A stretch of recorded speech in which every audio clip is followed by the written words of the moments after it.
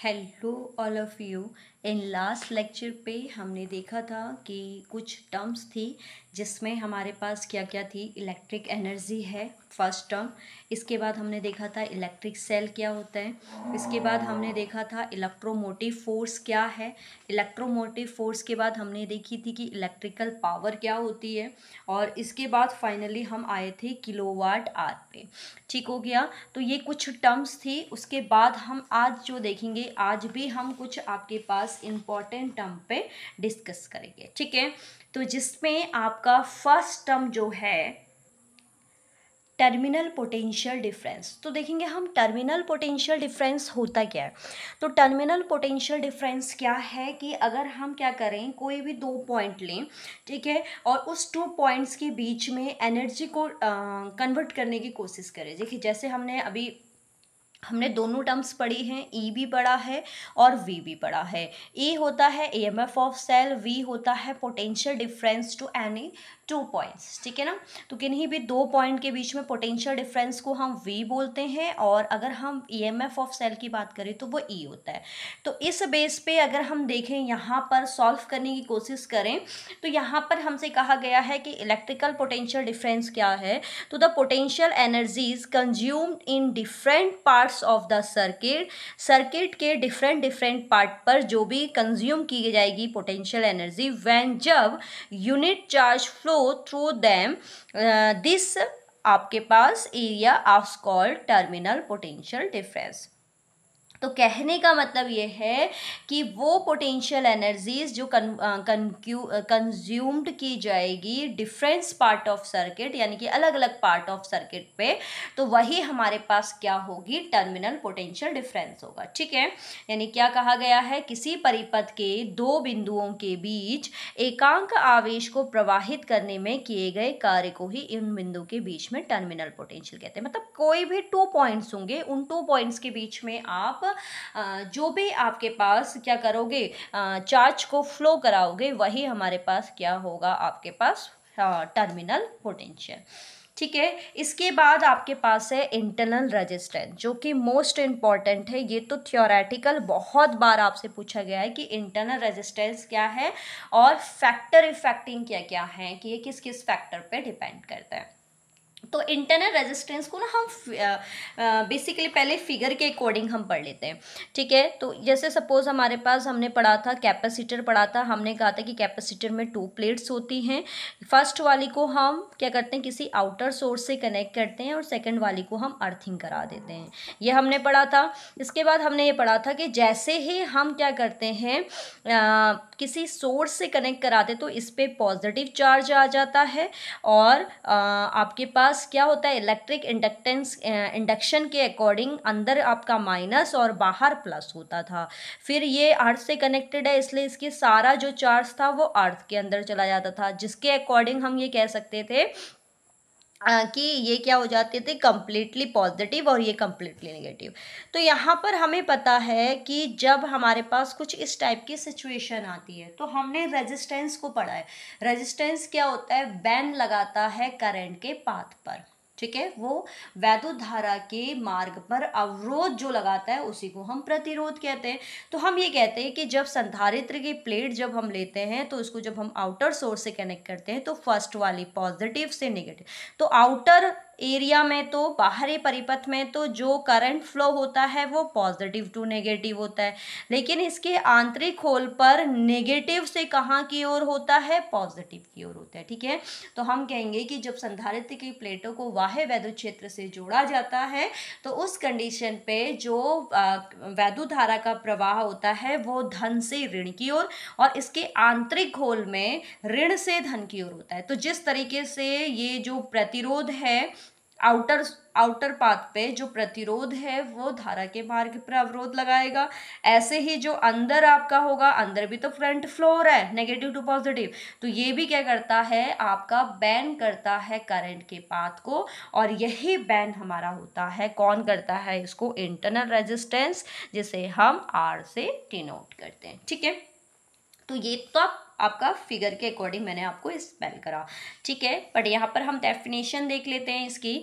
The resistance offered by electrolyte of the cell when the electric current flow through it is known as the electric resistance of a cell. मतलब बंद परिपथ में cell द्वारा वैद्युत धारा भेजते समय सेल के भीतर, अभी मैंने बताया ना कि अंदर, बाहर तो हमारा positive to negative current flow हो रहा है और अंदर नेगेटिव टू पॉजिटिव, तो बाहर जो बैन लगा रहा है करंट के पाथ पे वो तो हो गया कैपिटल आर रेजिस्टेंस, और जो अंदर आपका अवरोध लगा रहा है, बैन लगा रहा है, वो होता है इंटरनल रेजिस्टेंस। वही है, इसके घोल द्वारा ऋण प्लेट से धन प्लेट की ओर बहती है इस धारा के सेल के खोल के प्रतिरोध को ही हम सेल का क्या कहते हैं, आंतरिक प्रतिरोध कहते हैं, और इसे डिनोट किससे किया जाता है, स्मॉल आर से। ओके, इसके बाद हमारे पास है डिपेंडिंग फैक्टर्स। ये आपके पास आपका अगर इंटरनल रेजिस्टेंस के बारे में नहीं पूछेगा तो पक्का ये फैक्टर इफेक्टिंग पूछेगा, किसके लिए, इंटरनल रेजिस्टेंस। मतलब इंटरनल रेजिस्टेंस किन किन फैक्टर्स पे डिपेंड करता है, ठीक है। तो फर्स्ट है the internal resistance of a cell depend on the following quantities. बहुत सारी क्वांटिटीज पे ये डिपेंड करता है। तो इसका जो फर्स्ट पॉइंट है, it is proportional to the distance between the plates of the cell. ये सेल के बीच की जो डिस्टेंस होती है ना बेटा, उसके डायरेक्टली प्रपोर्शनल होता है। अगर मैं इसको देखूं, यानी कि अभी हमने कहा ना ये सेल था, इसको हमने आउटर सोर्स से ऐड किया था, इसको हमने अर्थिंग कराई थी, तो इन दोनों के बीच की जो डिस्टेंस है डी, तो ये जो आपके पास स्मॉल आर होगा ये डायरेक्टली प्रोपोर्शनल होता है इन दोनों के बीच की डिस्टेंस के। क्यों होता है, क्योंकि आपको पता है अंदर हमारे पास क्या हो रहा है, नेगेटिव तो पॉजिटिव फ्लो हो रहा है, नेगेटिव से पॉजिटिव फ्लो हो रहा है, तो जैसे जैसे डिस्टेंस बढ़ेगी तो यहाँ पर हमारे पास जो करंट के पाथ में बैन हो रहा है वो कम होता जाएगा, जिससे हमारे पास क्या हो जाएगा, आपका रेजिस्टेंस भी बढ़ जाएगा, ठीक है। जितनी ज़्यादा डिस्टेंस होगी रेजिस्टेंस उतना ही ज़्यादा होगा। नेक्स्ट कहा गया है, नेक्स्ट पॉइंट क्या है, नेक्स्ट पॉइंट है it is inversely proportional to the area of the plate immersed in electrolytes. यह घोल में डूबी हुई प्लेट के क्षेत्रफल के वेतन कर्मानुपाती होता है। इट मीन्स इन ये जितना भी एरिया कवर कर रहे हैं, तो जो ये इंटरनल रेजिस्टेंस है ये क्षेत्रफल यानी कि आपके पास एरिया के आपके क्या होता है, इनवर्सली प्रोपोर्शनल। तो ये यहाँ पर ना इसको शॉर्टली लिख भी देती हूँ, जो स्मॉल आर है वो डायरेक्टली प्रोपोर्शनल है डी के, ठीक है, and small R is inversely proportional to area. तो यहाँ से भी आपकी काफ़ी चीज़ें क्लियर हो जाती हैं। थर्ड पॉइंट है, क्या है, इलेक्ट्रोलाइट्स के बीच में है, तो ये क्या होता है, directly proportional to the concentration of electrolytes. जो भी आप इसके अंदर इलेक्ट्रोलाइट यूज़ कर रहे हो, क्योंकि घोल है ना अंदर, तो इलेक्ट्रोलाइट्स जो भी यूज़ कर रहे हो इसके ये हमेशा क्या होता है, डायरेक्टली प्रोपोर्शनल होता है, कौन, इंटरनल रेजिस्टेंस। यह वैद्युत अपघटय के घोल की सांद्रता के क्या होता है, अनुक्रमानुपाती होता है। It is also depend on nature of electrolyte and material of plates and on age of the cell. ये वैद्युत अपघटय और प्लेटों के पदार्थ की प्रकृति, ये दोनों पे ही क्या करता है, डिपेंड करता है, ठीक है। तो 4 पॉइंट आपने लर्न रखने हैं कि ये डायरेक्टली प्रोपोर्शनल होगा डिस्टेंस के, इनवर्सली प्रोपोर्शनल होगा एरिया के, एंड डायरेक्टली प्रोपोर्शनल होगा इलेक्ट्रोलाइट्स के, और इलेक्ट्रोलाइट्स के नेचर पे, मटेरियल्स ऑफ प्लेट के नेचर पे ये क्या करेगा, डिपेंड करेगा। ओके, अब यहाँ पर आपको एक नोट याद रखना है, क्या है वो, the internal resistance of a cell does not remain constant. कभी भी जो इंटरनल रेजिस्टेंस होता है सेल का, आंतरिक प्रतिरोध जो होता है वो सेल का कभी भी कांस्टेंट नहीं रहता है, जबकि its value increase as the cell is use. जैसे जैसे हम सेल को यूज करते जाते हैं वैसे वैसे इसकी वैल्यू क्या होती जाती है, आपकी इंक्रीज हो जाती है। मतलब हम ये नहीं कह सकते कि इंटरनल रेजिस्टेंस एक कांस्टेंट टर्म है, इंटरनल रेजिस्टेंस कभी भी कांस्टेंट नहीं रहता। जितना ज़्यादा आप सेल को यूज़ करेंगे उतना ज़्यादा इसकी वैल्यू क्या होती जाती है, इंक्रीज होती जाती है। तो इस तरीके से हमने ये देखा कि इंटरनल रेजिस्टेंस है क्या और ये किन किन फैक्टर्स पे डिपेंड करता है। ओके, इसके बाद है, देखो इसी का मैंने जो नोट था, ठीक है, ये जो नोट है इसका हिंदी आपका मैंने यहाँ पर लिख दिया, हिंदी मीन्स, ठीक है। इसके बाद हमारे पास क्या है, अगर हम देखें इसके बाद, तो इसके बाद हमारे पास नेक्स्ट जो टर्म है वो है difference between EMF of cell and terminal potential difference. हम कह रहे हैं कि ई भी आपका ई और वी बेसिकली दोनों की यूनिट सेम है, डायमेंशन सेम है, वर्क सेम है, बस यही है कि एक आउटर सेल जब क्लोज सर्किट होता है तो तब यूज़ होता है, एक आपका ओपन सर्किट में यूज़ होता है। बस इतना ही यूज़ है हमारे पास अगर हम दोनों में डिफरेंस देखें, लेकिन इसमें कुछ डिफरेंस देखे गए, वही डिफरेंस हम यहाँ पर डिस्कस करेंगे। ठीक है, तो फर्स्ट हम EMF of cell and terminal potential का फर्स्ट पॉइंट देखते हैं। फर्स्ट पॉइंट पे आपको कहा गया है the energy provide by the cell, cell को ये एनर्जी प्रोवाइड करता है किसके लिए, to move a unit charge through the entire circuit is called the EMF of cell. अगर आप ये यानी कि इसको आप याद रख सकते हैं, ये इंटरनल सर्किट पे यूज होता है, ये एक्सटर्नल सर्किट पे यूज होता है। इसका जो फर्स्ट पॉइंट ये कहने की कोशिश कर रहा है ना, ये फर्स्ट पॉइंट यही है कि जो ईएमएफ ऑफ सेल होता है वो इंटरनल सर्किट पे वर्क करेगा और टर्मिनल पोटेंशियल जो होगा वो आउटर सर्किट पे वर्क करेगा। ठीक है ना, क्योंकि हमें पता है ना कि डायमेंशन सेम है, यूनिट सेम है, तो इसको आप किस तरीके से करोगे, तो वही है। बस फर्स्ट पॉइंट आपने याद रखना है कि इंटरनल सर्किट पे अगर आपको चार्ज को फ्लो करना है, उसमें जितना भी आप वर्क करेंगे वो ईएमएफ ऑफ सेल होगा, और एक्सटर्नल पार्ट पे, सर्किट के एक्सटर्नल पार्ट पे अगर आप चार्ज को मूव करा रहे तो उस कंडीशन पे आप जितना सेल या जितनी एनर्जी प्रोवाइड करेंगे वो TPD होगा, टर्मिनल पोटेंशियल डिफरेंस। ओके, तो अब इसको हम थ्योरेटिकल पढ़ लेते हैं। ठीक है, इसका मैंने सॉर्ट बना दिया, ये इंटरनल सर्किट पे है, ये एक्सटर्नल सर्किट पे है। ठीक है, the energy provide by the cell, cell को एक एनर्जी प्रोवाइड करता है to move a unit charge through the entire circuit is called the EMF of cell. Entire circuit पे आंतरिक आपके जो सर्किट है, सतह है, आंतरिक सतह है, वहाँ पर चार्ज को मूव कराने के लिए सेल जितना भी वर्क करेगा वो उसका ईएमएफ होगा। देन TPD क्या है, the energy provide by the cell to move a unit charge. यहाँ पर भी एनर्जी प्रोवाइड करेगा सेल, किसके लिए, यूनिट चार्ज को मूव कराने के लिए, बट कहाँ, इन external circuit only is called TPD। तो सिर्फ एक्सटर्नल सर्किट पे अगर आपका मूविंग चार्ज के लिए एनर्जी दी जा रही है तो वो TPD है, और इंटरनल सर्किट पे मूविंग चार्ज के लिए आपकी जो एनर्जी दी जा रही है वो EMF है। ठीक है, बस ये याद रखना है, इंटरनल और एक्सटर्नल। इंटरनल मतलब आंतरिक सर्किट पे और एक्सटर्नल मतलब बाह्य सर्किट पे।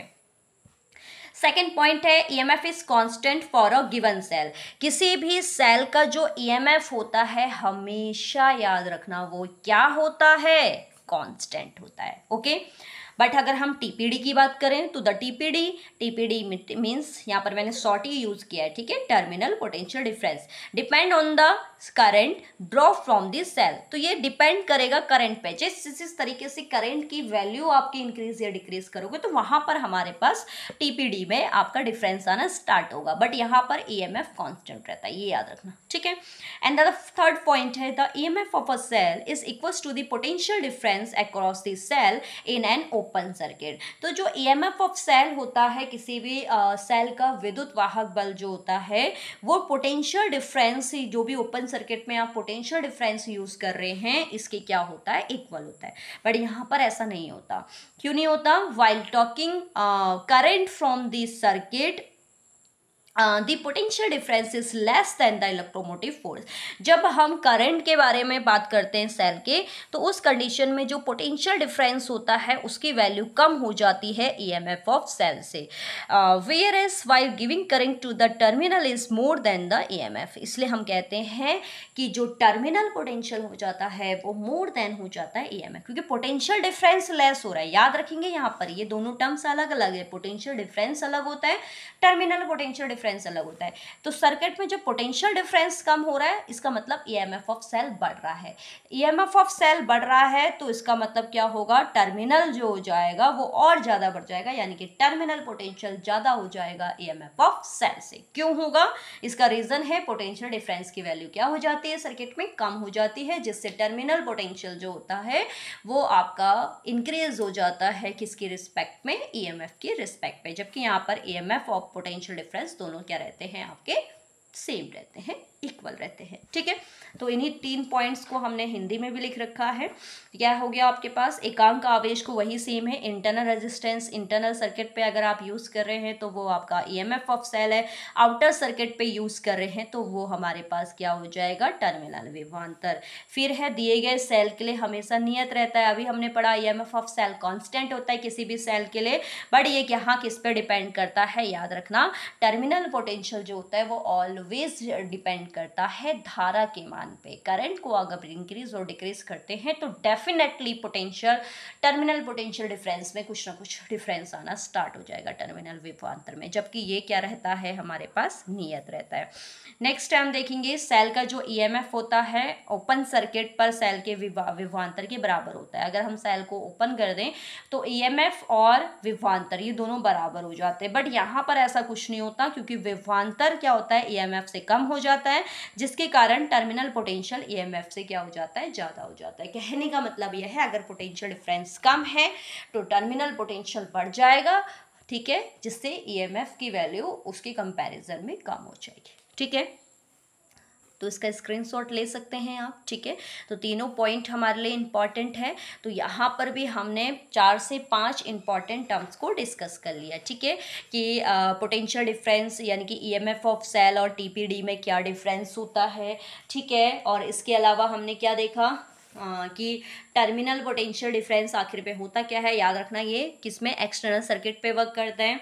नेक्स्ट हमने इंटरनल रेजिस्टेंस देखा कि इंटरनल रेजिस्टेंस किस तरीके से वर्क करेगा, और फाइनली हमने देखा कि कौन कौन से फैक्टर इंटरनल रेजिस्टेंस को आपका क्या करते हैं, क्या करते हैं, इंटरनल रेजिस्टेंस को आपका इफेक्ट डालते हैं, इंटरनल रेजिस्टेंस पे इफेक्ट डालते हैं। ठीक है, तो आई होप आपको ये सारी टर्म्स समझ में अच्छे से आ गई होगी।